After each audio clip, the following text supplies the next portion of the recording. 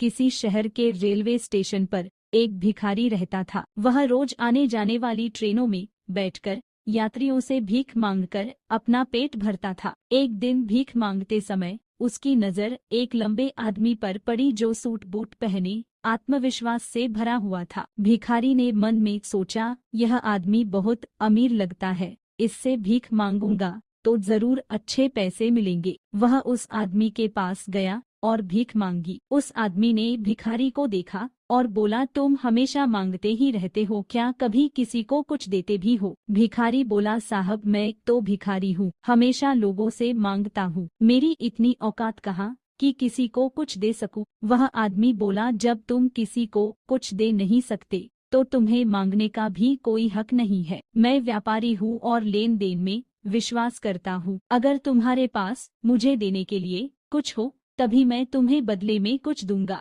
यह कहकर वह आदमी ट्रेन में बैठा और चला गया। भिखारी वहीं खड़ा रहा, सोचता रहा, शायद मुझे ज्यादा पैसा इसलिए नहीं मिलता क्योंकि मैं बदले में कुछ देता ही नहीं। कई दिनों तक वह यही सोचता रहा। फिर एक दिन उसकी नजर स्टेशन के पास खिले हुए फूलों पर पड़ी। उसके चेहरे पर हल्की सी मुस्कान आ गई। वह बोला, पैसे नहीं है लेकिन फूल तो है। अब जब भी कोई उसे पैसे देता वह बदले में एक फूल दे देता। लोग खुश होने लगे। धीरे धीरे और लोग आने लगे। जब तक फूल होते तब तक पैसे मिलते और उस दिन वह समझ गया, धीमे लेकिन जोर के साथ पाने का रास्ता देने से होकर ही जाता है। कुछ महीनों बाद वही आदमी फिर उससे मिला, फूल लेकर बोला, अब तुम भिखारी नहीं व्यापारी बन गए हो। उस दिन भिखारी ने खुद से कहा, मैं भिखारी नहीं हूँ, मैं व्यापारी हूँ और मैं भी अमीर बन सकता हूँ। 6 महीने बाद वही भिखारी फूलों का बड़ा व्यापारी बन चुका था।